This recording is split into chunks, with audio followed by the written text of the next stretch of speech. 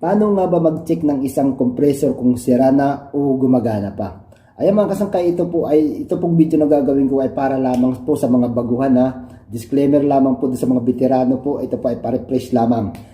Kaya wag niyo po sanang mamasamain. Kung may mali man po ipapaliwanag, i-comment niyo na lang po dyan sa baba at i-explain ko po sa inyo ng maayos. Pero bago ko po ituloy ang video, ay babati po muna ako sa inyo ng magandang umaga, magandang hapon sa mga sulok ng mundo. Ayan, bago po natin ituloy-tuloy ang video, paki-like naman, paki-subscribe na lang sa aking channel para mapanood niyo po ang aking susunod na videos na gagawin. Ayan, kaya huwag na natin patagalin mga kasangkay. Pasukin na natin ang ating video na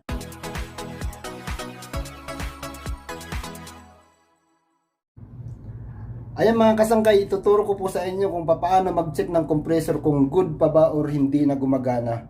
Ngayon sa video na ito, ituturo ko sa inyo ang actual na pag-check ng compressor para malaman mo kung sira na o gumagana pa ba yung compressor mga kasangkay. Kaya dito sa video na ito, panoorin nyo na mabuti. Disclaimer lamang po, ito po ay para sa mga baguhan ng AC technician lamang na gustong matutong maging aircon technician. Kaya mga kasangkay, panoorin na natin ang video natin na ito na ipapakita ko sa inyo na actual. Ayan mga kasangkay, para malaman natin ang compressor o kung okay pa ba o hindi na, gagamitan natin siya ng clamp meter. O di kaya kahit anong tester na pwede nyo ipangsuka dito, pwede yung digital, pwede naman din na analog kasi pwede nyo kuhaan yung compressor kung sira na o okay pa. Dun sa analog pwede rin yung gagamitan nyo na ng continuity. Ngayon, ay sisit natin ang clamp meter natin sa continuity. Kukunin lang natin kung mayroon pa bang, ibig sabihin kung tumunog siya, ibig sabihin pa buo pa yung yung terminal. Pero sa terminal lang natin ititest. Pero kung ititest mo sa body, pag tumunog, ibig sabihin grounded. Ayan, malinaw ha mga kasangkay ha. Sit muna natin sa ohms para makita natin yung terminal kung buo pa. Ayan, nakikita nyo ba mga kasangkay? Ayan, ohms. Pwede, ito ohms, ito continuity. I-continuity muna natin, testingin natin yung terminal kung buo pa ba. Ayan na, tumutunog ha. Ayan mga kasangkay ha, nakikita nyo ha. Tumutunog pa, ibig sabihin buo pa yan. Kabila. Ayan ha. Sabihin tumutunog, buo pa yan. Ayan, tumutunog. Pag hindi na yan tumunog, ibig sabihin open line na yung mga kasangkay. Ibig sabihin sira na yung ating terminal. Yan ang pag-test sa continuity mga kasangkay. Ayan. Sisit naman natin sa ohms para makita natin yung reading. Pero pwede rin dun sa continuity, makikita mo naman ang reading. Ayan o, nakikita mo rin naman yan. Pero isisit natin sa ohms para dalawa ang mga pagpilian nyo. Kung ohms o continuity. Sit natin mga kasangkay sa ohms. Tingnan natin yung reading niya kung okay pa ba. Ayan. Ayan. Check natin isang test rod. Ilagay natin isang test rod dito sa taas. Ayan mga kasangkay, nakikita nyo ba? Ayan. Ayan. Ayan, nakikita nyo ang reading. Mga kasangkay is 0.5. Ibig sabihin okay pa yan. Yan ang common. Yan ang common. Lipat natin sa kabila. Yung isang test rod. Ayan. 1.0. Ayan. Ibig sabihin yan ang running. Yan ang running ha. Ang running. Lipat natin isang test rod dito sa baba. Dalawa sa baba. Ayan. 1.4. Ibig sabihin yan ang starting. Tandaan nyo mga kasangkay ha. Tandaan nyo lagi, pag sinukat nyo ito, ibig sabihin na pag yan ang pinakamababa, yan ang common. Yan ang common ha. Common. Tapos pag dinipat nyo dito, ito naman pangalawa, ibig sabihin running. Pangalawa running. Sa pangalawang pag nilipat nyo dito, yan ang starting. Kasi tandaan nyo mga kasangkay, ang starting yan ang pinakamataas sa lahat ng terminal. Yan ang pinagkukuhaan ng pinagbabasehan kung paano kukunin yung starting at saka running. Kaya yun, nakita nyo naman ang sukat mga kasangkay, yung reading niya, yun ang paano. Ngayon, nakita nyo yung reading, ibig sabihin, sukatin natin ulit mga kasangkay. Ayan ang common niya, 1, antayin natin, 0.4. Tapos dito, hindi ipa-plus nyo lang yung mga kasangkay, 1.0. Tapos dito 1.4. So kanina ang reading natin dito sa common to dito common sa pangalawa ay 0.4. Dito naman sa pangalawang test natin 1.0. Sa pangatlong test natin is 1.4. So ibig sabihin total nyo lahat is 1.4 mga kasangkay. So ibig sabihin good pa yung compressor. Tapos ang pangalawang titis nyo mga kasangkay para malaman nyo kung good pa ba or kukunin nyo yung grounding. grounded o kung grounded pa ba siya o hindi na. Ayan mga kasangkay, itong pangalawang paraan ng pag-check ng compressor kung good pa ba siya o hindi. I-check nyo sa grounding o sa terminal to body. Kung magtumunog siya, ibig sabihin grounded yan. Kaya isisit nyo ang tester sa continuity. Ayan, isisit natin sa continuity ha. Naka-oil po yan. Check po natin yung terminal at saka yung body. Ayan, lagay po natin isang test rod sa body. Ayan. Ibig sabihin hindi siya tumunog mga kasangkay ha. Hindi siya tumunog, ayan. Ibig sabihin hindi po siya grounded. Ayan, lipat natin, hindi rin siya grounded. Lipat din natin, hindi rin siya grounded. Ganun din, lipat din natin yung test rod, pagpalitin natin. Ayan, hindi siya tumunog. Ibig sabihin mga kasangkay, hindi yang grounded. Ayan ha, hindi yang grounded. Pero paalala lang mga kasangkay, itong compressor na to ha, pinagpalitan po namin ito. Ito po ay stock up. Pinagpalitan po namin itong nakarang taon sa isang unit. Kaya ito ay sample lamang para malaman nyo kung good pa ba ang compressor o hindi na. Kaya yan mga kasangkay, paalala lang po sa mga disclaimer po, ito po ay tutorial lamang po sa mga baguhan na technician po ha. Huwag nyo pong mamasaban yan. Kung mayroon po kayo i-comment, i-comment nyo lang dyan sa baba at ipapaliwanag ko po sa inyo. Pwede rin naman po kayo mga kasangkay, paalala nga po pala, pwede rin po kayo mga kasangkay mag-check lang isang compressor kung wala kayong clamp meter. Gamitin yung analog na tester. Meron naman yung continuity, sit nyo na sa continuity. Meron yung pumapalo naman dun eh. Malalaman nyo naman eh, nag-try na kasi ako mag-check lang ganun eh.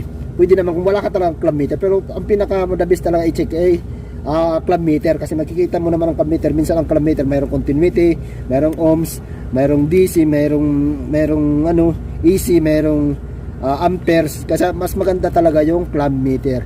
Ayan, sana maintindihan yung mga kasangkay ha. Ito ay mura lang naman dito, pero kasi nasa Saudi, pero kung babalyo natin ng pera ng piso, mas mahal. Ayan mga kasangkay, paalala lamang po ha, para lamang to sa mga baguhan nag-aaral na maging AC technician. Kasi itong compressor is stock up. Pag open namin, biglang nagtitrip, hindi umaandar yung compressor. Kaya yun, nagpalit kami ng compressor. Ayan mga kasangkay, alam nyo na kung paano mag-test ha, ng isang compressor kung good or bad. Ito, pinakita ko lang sa inyo, ibig sabihin ito, hindi siya grounded. Hindi grounded yung compressor kasi hindi naman tumutunog sa bawat terminal saka sa body. Saka yung reading niya okay pa, pero stock up siya. Ibig sabihin stock up, sira din yung kailangan nyo na magpalit ng compressor. Huwag nyo nang pipilitin kung stock up kasi may tendency na masira pa lalo yung unit o may tendency na sumabog. Kaya mga kasangkay, pinakita ko sa inyo kung paano pag-check ng compressor kung good or bad. Pero mga kasangkay, paalala lang sira po itong compressor. Stock up po ito, pinagpalitan ko na po ito. Pinakita ko lang po sa inyo ang actual na pag-check ng compressor. Ayan mga kasangkay, sana maintindihan nyo. At ipapakita ko sa inyo mga kasangkay kung paano naman doon sa pag-drawing natin para maliwanagan kayo. Mga kasangkay, ayan. Papakita ko sa inyo ang mga drawing. Ayan mga kasangkay, tapos tayo dun sa actual na pagpapakita ng pag-testing ng compressor kung good pa or hindi. Kaya ngayon mga kasangkay, ipapaliwanag ko sa inyo dito sa drawing para maintindihan nyo na mas maayos kasi doon medyo maingay sa labas, kaya dito sa drawing ipapaliwanag ko sa inyo na maayos. Ayan mga kasangkay, sabi ko nga kanina sa video na naputol ko ay ipapakita ko sa drawing kung paano i-test ang compressor para dito nyo malaman kung paano talaga pag-test ng isang compressor. Ayan mga kasangkay, nag-drawing na ako para malaman nyo na rin pagpasensyahan nyo na. Ay, papaliwanag ko po sa inyo kung paano po yung drawing na yan. Kung nakikita nyo mga kasangkay, meron dyan compressor terminals. Sinulat ko na po yung iba para mabilis tayo. Ito yung good compressor. Makikita nyo. Ito yung bad compressor mga kasangkay. Kung makikita nyo may nakasulat naman ito yung common, running, starting. Ito po yung sa loob ng compressor sa may terminal nya. Ayan po. Papaliwanag ko po sa inyo na maayos yan. Ayan mga kasangkay Ito na po yung ating compressor. Nangyari ito yung ating compressor mga kasangkay. Ito yung common, running, starting. Kanina kung mapapansin nyo mga kasangkay, nagsukat tayo dun sa actual, di ba? Ito yung common niya, running, starting. Yung sukat yan sa common is 0.4, sa running is 1.0, sa starting is 1.4. Kaya nga mga kasangkay, nagsabi ko itong good compressor kasi yung sukat niya, base dun sa pagkuha natin ng reading, inequal natin dito is 1.4. Ibig sabihin, tama po yan. Kung ito po ay basic ibig sabihin yung R22 lang hindi siya inverter. Tama po yan. Yan pong sukat kasi pag ipa-plus mo lang yan, dapat ang kalabas ang 1.4. Kasi sinabi ko naman bad, mga kasangkay, kasi dito sa isang drawing, common, running, starting. Kung for example ito ay sira mga kasangkay, susukatin mo yung common to running is open. Ibig sabihin OL ang lumabas, ibig sabihin open line po yung mga kasangkay. Hindi po gagana ang compressor is sira. Pero pag test mo po dito, running to starting, ibig sabihin kung may follow or may reading, o may tunog, ibig sabihin yan ay okay pa yung terminal. Pati dito sa common to starting, okay pa po siya. Kaya sinabi ko siyang bad kasi pag tester sa common sa running is open line. Ibig sabihin wala siya na reading or wala siyang hindi siya tumunog pag sinukat sa continuity. Ngayon, para malaman yung na sira yung pressure, mayroon pa rin isang paraan. I-check nyo yung gaya ng sinabi ko na, i-check nyo yung grounded terminal to body. Kunyari, ito yung body, ito yung terminal sa loob, ito yung pinaka-body, yung compressor. I-check nyo yung common, for example, sa common, kung ilalagay nyo sa test rod, tapos i-check nyo sa body. Pag sinukat nyo sa, chinik nyo yan sa continuity, pag pumalo yan, pag tumunog po yan, ito tester, pag tumunog po yan, tester, pag tumunog po yan, ibig sabihin po, grounded po yung compressor. Kaya po minsan, ang sukat nagiging mataas. Halimbawa, ito yung common, 0.4. Tapos yung running niya is 15.1. 15. Ganun din po, pag nag-ano kayo ng isang 15.1, tapos 17.1. Ibig sabihin po, sira din po yung ating compressor. Kasi mataas po masyado yung reading, hindi po siya equal. Dapat po kasi mag-equal yan kagaya dito.